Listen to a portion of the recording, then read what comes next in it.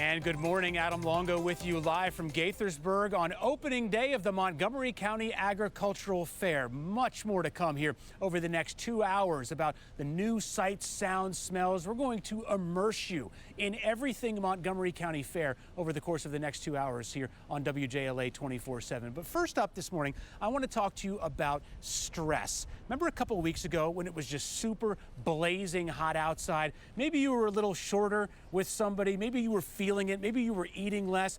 Well, that sort of heat stress, it doesn't affect just us as human beings, it also affects animals. But specifically this morning, I want to talk to you about how it affects cows, because how heat stress affects cows actually affects you more than you might think it does. I took a trip to a farm in Western Maryland a couple weeks ago to shed some more light on that for you.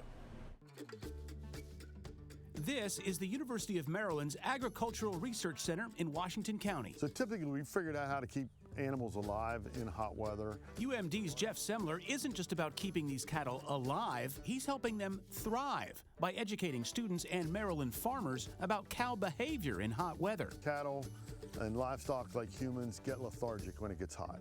Both the quantity and quality of milk and beef suffers when cattle experience heat stress. You're going to get reduced feed intake in the barn, and so milk production is going to go down. That has to have an economic impact. It does have an economic impact. Right now you see this herd of cattle, they're on the move. On a hot day though, they'd be on the move in the opposite direction. So when it's super hot out, cows can drink the equivalent of 40 of these water bottles in 60 seconds, up to 400 of them in a day. But they're going to be on the lookout for this too. This is a shade shelter, and you can see from up top how many cows could fit underneath of this kind of shelter and provide them some relief from that heat stress. Anytime a cow's chewing her cud, she's making milk, and that's just profit. Maryland is home to more than 150,000 head of cattle. When the mercury soars, so do the costs for the state's 384 dairy farms. Well, there's certainly the cost of electricity for heat abatement, but there's also a cost for depression of milk production. So for these grazing beef cattle, the goal is to provide enough fresh and cool water and plenty of shade.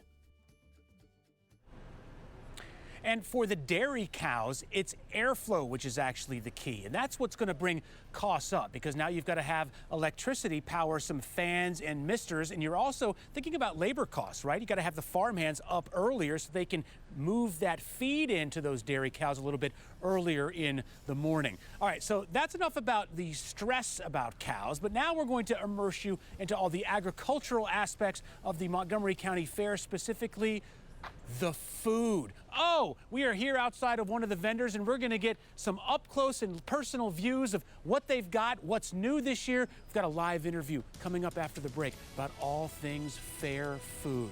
This is the one you got up for this morning. Stick with us. More WJLA 24/7 news right after the break.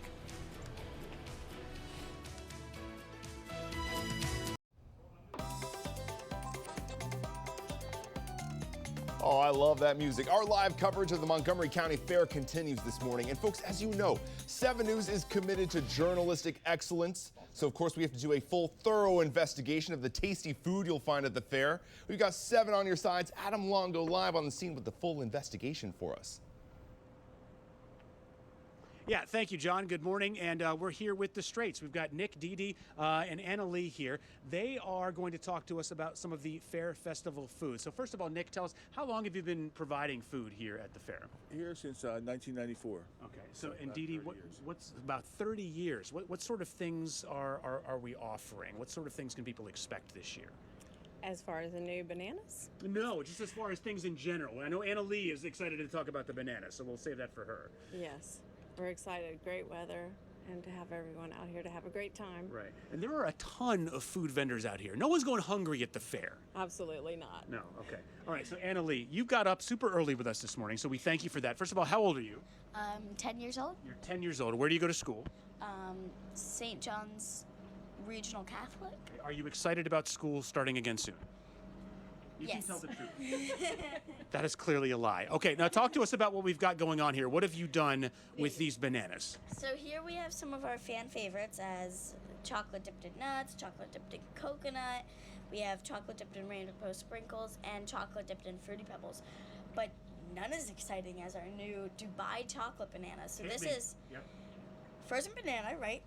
dipped in chocolate and rolled in kataifi. So it's kind of like phyllo dough. It's a Greek thing, but like more like shredded.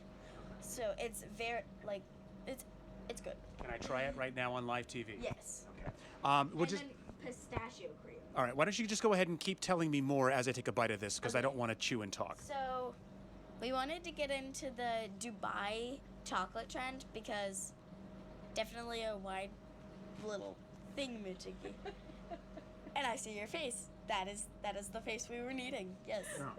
What is the Dubai chocolate thing? Like, what is this is a new thing? I think it's just like a new trend. I mean, it'll go by, but you know, it's fun to try it out. Dubai will go by. So what sets Dubai apart? For the Dubai chocolate, I mean. What makes it different? I know you just explained everything about it, but what is it that is going to make it a little more tantalizing than just your average coconut-covered chocolate banana? I think not your normal frozen bananas would add all these toppings. I think usually it's just your rainbow sprinkles, chocolate sprinkles.